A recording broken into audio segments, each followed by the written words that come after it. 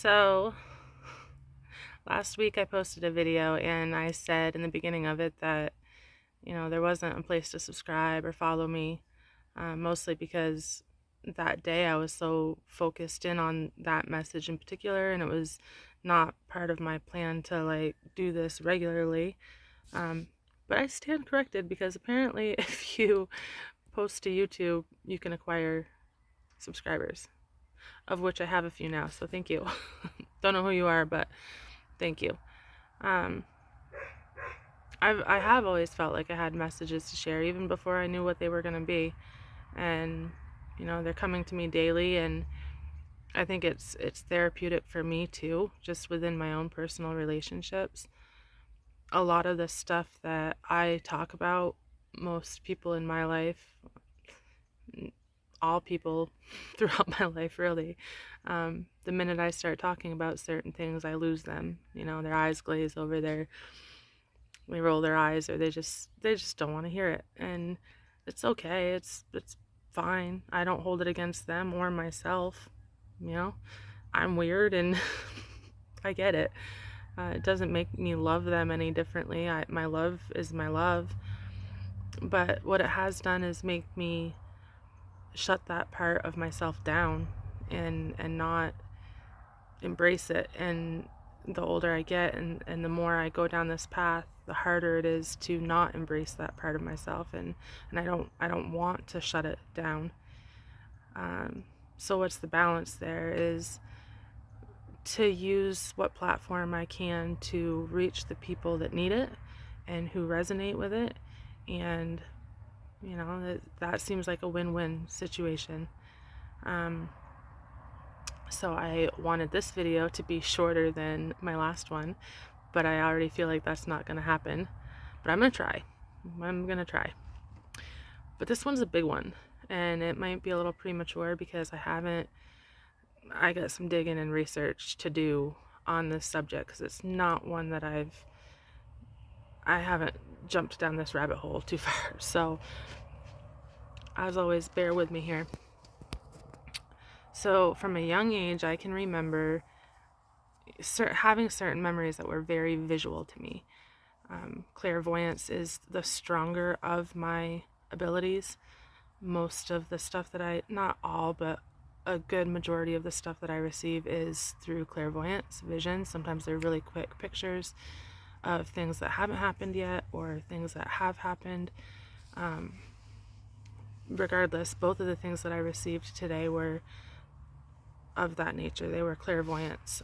They were actual memories from my past, but I could see the visual picture in my mind. And this happened even when I was a little kid. There was things that I would describe the tiles on the floor, or the shirt pattern of shirt that my mom was wearing or something, and my mom would say, well, you were too little to, you were just crawling at that time. Well, maybe that's why I had such a vivid picture of the floor. But anyways, so the things that I got this morning were, one was of, and they came in together, which for me, when visions come in more than one and they come together, it's because they're connected somehow, or there's a connection within them that I'm supposed to make in my mind that leads me. It's hard to explain. Anyways, my point. Stick to your point, Sasha. So one of them was of being in the living room, and so I had to look up the dates today because like I said, I'm not familiar with this subject. But it would have been 1997. I would have been 9 years old. And my mom watching Princess Diana's car crash on the news, or watching the news coverage of it. And thinking back to that time, as I recall it now, it's the first time that I can recall feeling energy. Not based off anything that my mom said, or any, in the way that she was behaving, or any of that. It was more, I could feel that my mom was saddened by whatever it was that was happening. And I was little, so I didn't know, politics or world dealings and stuff. I was too little to understand the scope of it. But I remember thinking, well, she's not a princess of our country and she lives so far away and my mom didn't know her. Why is my mom sad? And I could just feel that she was saddened by it. And then the other impression that I had of that time was I remember being little. And listen, I know that if you go down the rabbit hole, there's a ton of conspiracy theories around Princess Diana's death. I get it. I'm not by any means saying that what I'm about to say is true. I have no place to say that. I have not done enough research to even have an opinion on it. All I'm putting forward is my personal experience, what I remember experiencing as a child, what I remember feeling as a child. And that was seeing her car on the television, a black car. I can picture it right now very vividly, all wrecked up. And I remember feeling like there was something evil around it. It had been done to her. And in my mind at that time, I felt like that's why my mom was sad. My mom was sad because this beautiful woman had been killed purposely. I mean, it wasn't until I got older that, I would have understood that. I honestly haven't thought about it until now. It hasn't come to my awareness until now. But now, knowing what I know now and looking back, I had no reason to think that at the time. So the second vision that came in with that this morning was of me sitting in a doctor's office receiving a RhoGAM shot during my pregnancy with my son. I had the shots following my pregnancy with my daughter, but I had them again with my son. And I don't even want to dive down the rabbit hole of my blood type because that's enough in and of itself. But for those of you who don't know, so RhoGAM shots are given to Rh negative mothers during pregnancy to preserve the pregnancy.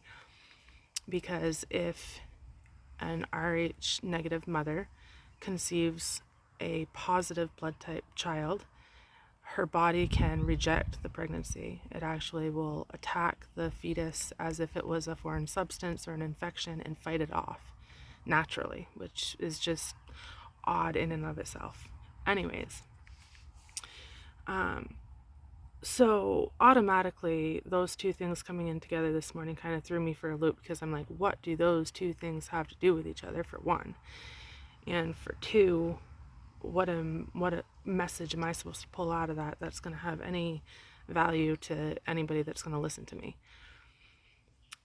So I did my work and I've thought about it all morning, and I know there's a lot more to process and I need to do some research, but my initial two pieces of information would be, one, a quick Google search this morning, and I find out that she was also Rh negative. Weird, right? It's weird. It's weird. I know. But then that gets me thinking about bloodlines. And with everything that's going on with the royal family right now, it seems odd to me that I would receive this information in this way. But I'm not going to dive deep into things that I don't understand right now. The one piece of information that I feel I need to put forward right now is, I'm guessing, and this is just a guess, but I'm guessing if 100 people were to watch this video right now, of that 100, 85 of them wouldn't know what their blood type even is. And I honestly wouldn't have known. I probably still to this day would not know my blood type if not for the fact that it almost terminated my pregnancies.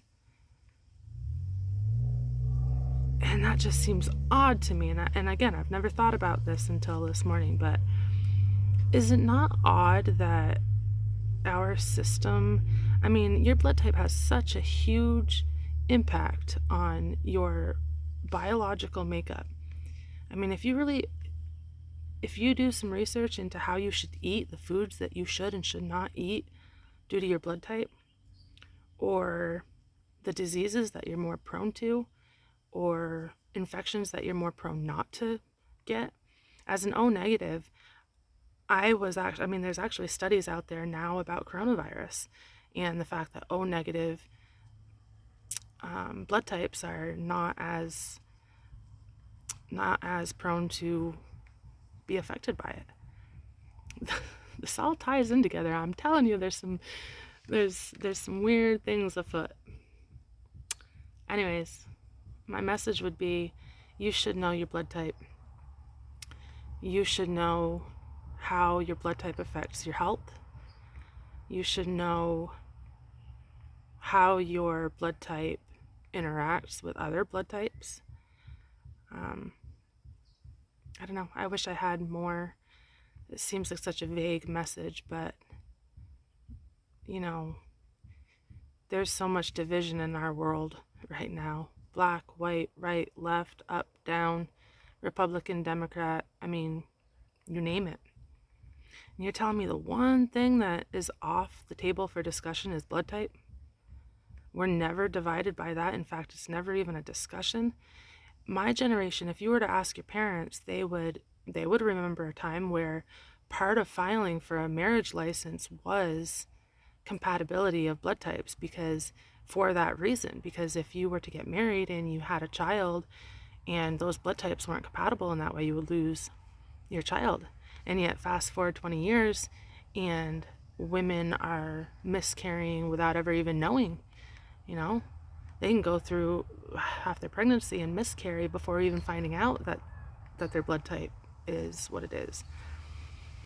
And in today's day and age, that shouldn't be happening, but it does.